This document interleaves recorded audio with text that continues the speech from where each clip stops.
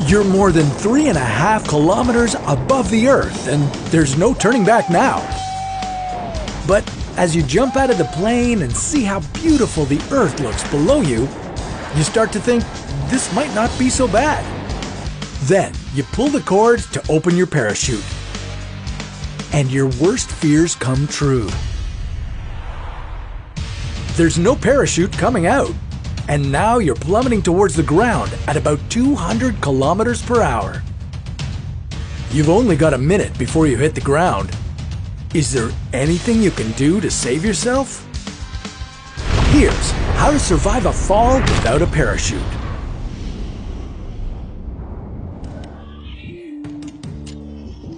Every time your life depends on a parachute, there's a 1 in 1,000 chance that it won't work. But a malfunctioning parachute isn't necessarily a death sentence. According to skydiving experts, the secret to surviving is all about how you react when the parachute fails. How should you position your body? Is there anything you could do to slow your fall? And why could landing on a roof be better than landing in a big body of water? The first thing you need to do is slow your descent. Just like most survival situations, the best thing to do is to slow everything down. Slow down your breathing and avoid hyperventilating. Slow down your thoughts so you can focus. And slow down the speed of your fall so you don't splatter on the ground.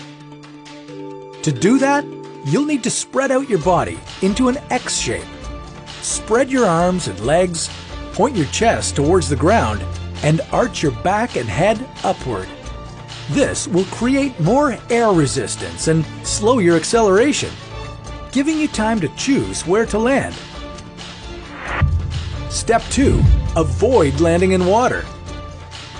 Although the giant pool of liquid below you might look like a more appealing landing spot than the solid ground, it would probably be just as deadly. Like concrete, water doesn't compress, so landing in a lake would be just like landing on a sidewalk. Sure, you could position yourself to reduce the impact, but even then, you could still be knocked out cold. And being unconscious underwater does not help you survive, so let's find somewhere better. Step 3. Direct yourself to a better landing spot. To move sideways through the air, away from the water and towards a safer target, you'll need to use a skydiving technique called tracking. Bring your arms and legs in against your body to steer it as you fall. Your 3 best options for landing spots would be a swamp, snow, or trees, because they would all extend your deceleration time and help you slow down. For instance, if you were to land on solid ground, your body would decelerate from its falling speed of 200 kilometers per hour to 0 kilometers per hour in half a second, hitting you with enough G-force to kill you instantly. But if you were to land somewhere that provides more cushioning, you could extend that deceleration by a couple of seconds, which would significantly reduce the G-force and give you a better chance of surviving. If you can't see a swamp, snow, or trees anywhere nearby, then your next best option would be to look for something big to break your fall, like a rooftop or a bus. These structures are not very strong, so when you hit them, they'll break and absorb some of the energy of your fall. Step 4. Land on your feet. So now it's the moment of truth. You've chosen your target landing spot, and now you're going to hit it. The best way to do this would be to point your toes toward the ground and land on the balls of your feet. I know what you're thinking. That sounds painful, and you're right, it will be.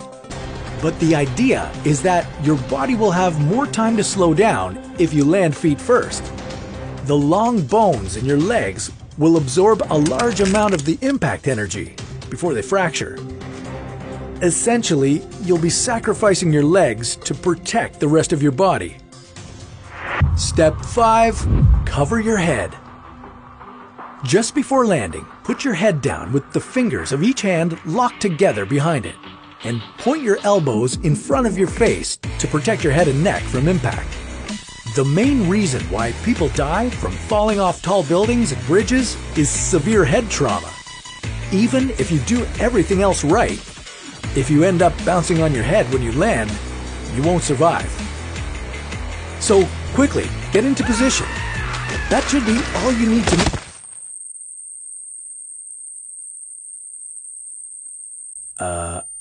Are you still there? Alright, now here comes the hard part. You need to figure out where you are and get help as soon as possible. But don't worry, we've got just the video to help you get out of this alive.